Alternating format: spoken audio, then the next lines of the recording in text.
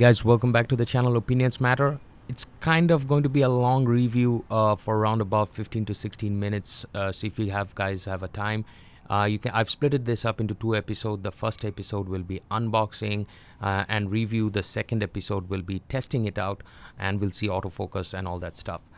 So to begin with, I went and bought the A7 Mark II because I shoot a lot of 1080p footage for videos and, you know, like weddings and stuff like that. I know that the world is going to 4K, so if you guys are looking for 4K, this is not the camera.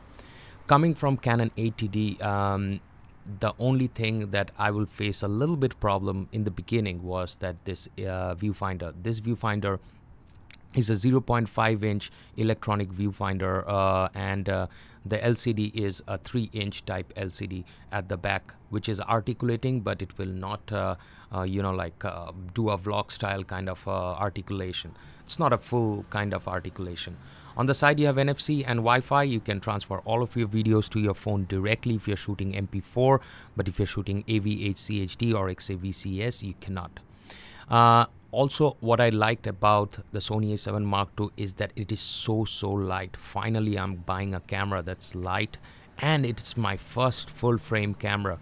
I've shot with APS-Cs my whole entire 16 years of photography and videography. I used to love APS-Cs, use C100s, C300s, but first full frame, I love this thing.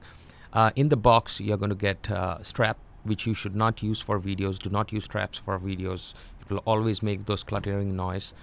Take off those side pins also, and you'll get an NP-FW50 charging cable, and you'll also get a 5-watt kind of a power adapter.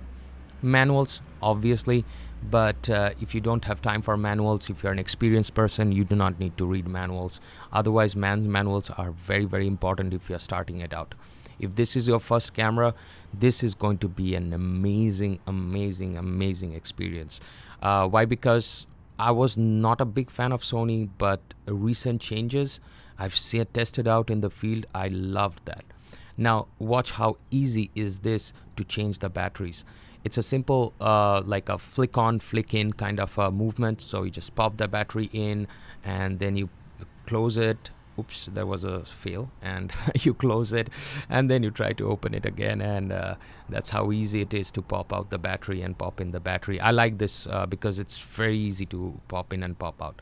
Now, NP-FW50s do not have a very good name in the market, but I would definitely recommend you guys buy 2 or 3 extra batteries, because you'll be running out of batteries very soon, especially if your Wi-Fi and NFC is on, because that takes in a lot of battery, because inside that it's rocking a Bion Z X image processing engine that will give you high 50 megabit per second XAVCS format recording of full HD movies, and that's how streamlined it is. It is a 5-axis stabilized full frame sensor. I think the one and only when the A7 Mark II was launched. No other cameras. Canon obviously doesn't have sensors, like kind of stabilized or anything.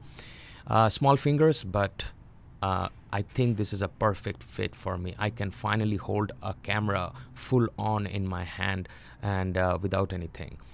Only wish if the recording button was not on the side, it was somewhere else on the top. That's what I liked about the Canon 80D, because the 80D had a recording button on the top, and then it was a simple movement, and I think I have to get adapt to it, because I think the engineers know more than me. On those frames, that's a 35mm full frame sensor, which is an XMOR CMOS sensor. It's a 24.3 megapixels, and ISO will go from 50 to 25,600. A native ISO should be 12,800, but they say that in videos you can actually go to 25,600. Grains will be obvious, but hey, little bit of grainy videos, I'm okay with that. And custom dials, when we go further in the video, you'll see a lot of custom dials. But guess what I picked up also? I picked up a Zeiss 2470 f4 lens. Now, why is it so? Because I do a lot of low light, and this is a $900 lens, but Best Buy was amazing. I had an amazing experience with them. The managers worked with me on this open box, so it's it was discounted, I think for like 500-ish, and I really want to thank Best Buy for like giving me that open box, because it was already discounted and there was a little bit of scratch here and there, but I was cool with it. And as you can see that this is not brand new lens or anything. Now, why did I pick up this? Because if you are having an f4, you can do, and if you're having a range to 70, you can still take good portraits. And in video work, the lower the aperture, the better it is, so that you do not need to cramp up that ISO all the way up. Now, here are some sample images that I was shooting yesterday. I love long exposure shots, and I will show some sample images. If you guys want to check out my Instagram, that's my Instagram, and you can see all my work in Instagram. And moving on from there, the good thing is that it has only one SD card slot. The new A7 Mark III actually has 2 slots. So I wish I had another slot, but it's okay. It's okay. I mean, I can work around with that. The LCD is a 5-inch, it's a 3-inch type TFT LCD, and on the side buttons, this is what I like, is that they have a headphone jack to monitor my audio, and they have a micro HDMI on the side.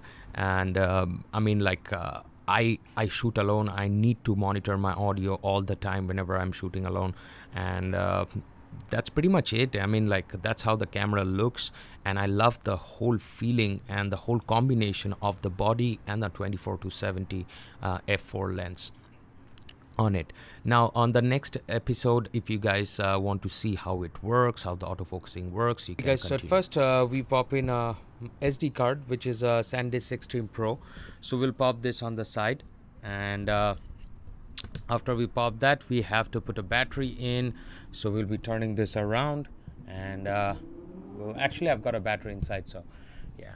And in front of you there are 2 subjects, and we'll first time turn this on, and we'll check what do we need to do. So when we turn this on, this is the first time, so enter date and everything. So you just enter date. So we are living in California, so we'll do San Francisco, Tijuana. After that, on your first boot, you're going to see something like this. This is your Sony Play Memories app, which you need to download, and we are on. So we do have a f4 lens, and you see that rag lines out there. You see that? Those lines are because this has an anti-aliasing filter. Now, anti-aliasing filter is not present in Fuji, so Fuji does not have this problem. This is called Moire effect, or M-O-I-R-E effect. Moire effect can be found in Sony's because they have banding in their sensors, which means their sensors are stacked up one after the other, while the Fuji has got 3 other things. So, but this is like kind of a little bit of post-productions that you guys can do. Now, going back and shooting in manual. Yeah, I'm working on it, don't worry.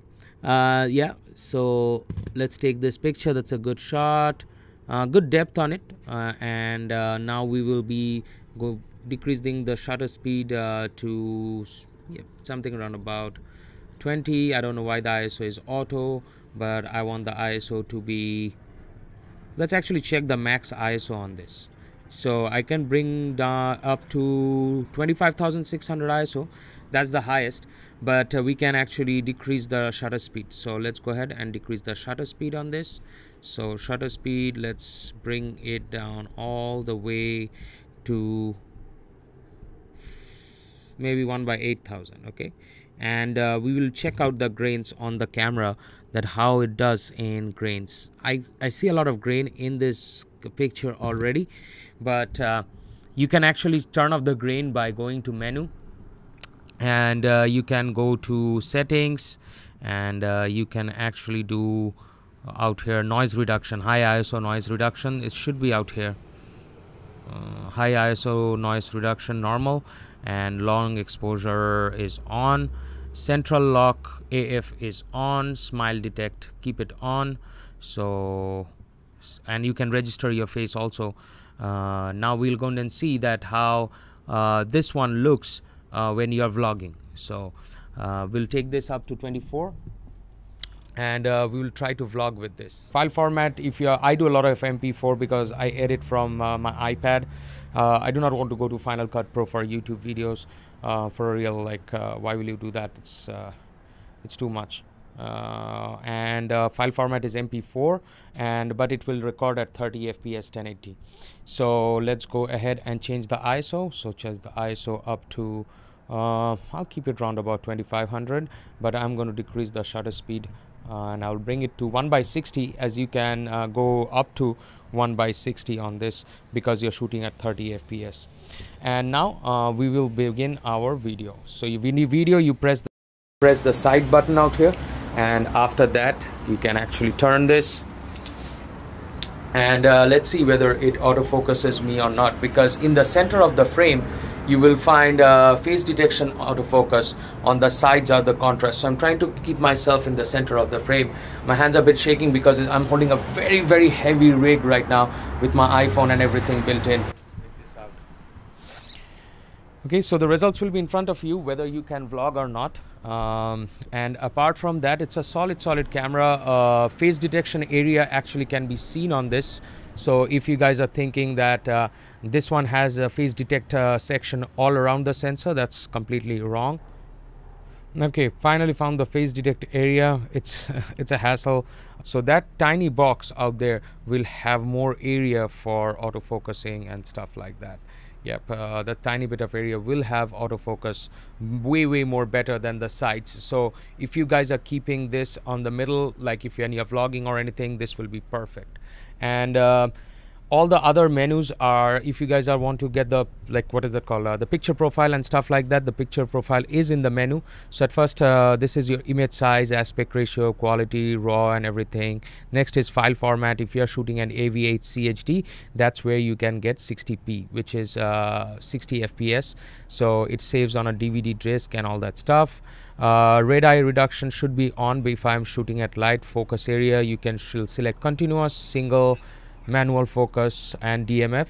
So I'll be selecting continuous autofocus on that, and again we'll go to menu, and you guys can go for ISO, as you can set the ISO up there also, but I actually do with the custom button, which is located right in the corner out here. If you guys do not need this, you can actually press the display button, and you can turn off this display and use the viewfinder if you are doing old school way. But I keep the display on because I do a lot of video work rather than photography, so it actually helps me in that. Apart from that, you guys can also select custom buttons from the top. C3, you got a C4, and you got a function button. Your function button basically will give you everything out here. So I find the function button to be very important because I can toggle between manual focus and continuous autofocus sometimes. How fast is this? So let's do a small shot in high continuous. So that's 7 frames per second. That's how you saw it does a continuous shot on 7 frames per second. And very good for if you're doing like shots on what is that called, like outdoor shots, and if you're doing like a running shot and stuff like that. It's very important. There's a small button out here. You can also use this to focus sometimes. So it is you can customize this, and you can customize this dial. Basically this camera can be yours when you customize according to your way. There are 2 on the top also, which I have shown before, and overall I think this is a really good camera, and especially partnered up with Zeiss 24-70. Zeiss 24-70 is amazing in autofocus. In videos, it's spot on. I bring this, spot on. Yeah, little bit delay, but still spot on. Still spot on. That's an amazing job in videos. Yeah, even my iPhone is also very spot on. My iPhone is not at all bad, actually. I will keep my iPhone for I'm actually shooting this with my iPhone. Yeah, but it's not funny that when you end up in a shoot with your iPhone, until and unless you're Steven Spielberg or somebody who's famous in Hollywood and you're taking an iPhone to take a shot, people are like, oh, it's a thing. It's like everybody shooting with the iPhone. Well, anyways, I was getting out of the topic. In-body stabilization. So the Sony a7 Mark II is in-body stabilization. When you put a OSS compatible lens, it toggles off actually switches off to stabilization and toggles on to stabilization on the lens. So there you go, guys. Finally, we completed that review. It stretched out a little bit long because I wanted to go through all the basics of starting this camera out of the box, so that we don't have to watch another video about how to operate the camera like in a very quick way. I found this to be an amazing camera. Tested it out for 2 to 3 days. Autofocusing is spot on, especially with the Zeiss lens. The kit lens doesn't do a good job, so definite recommendation is Zeiss lens. And if you like this video, give me a big thumbs up, like, and do subscribe to this channel, as because honest opinions will always matter.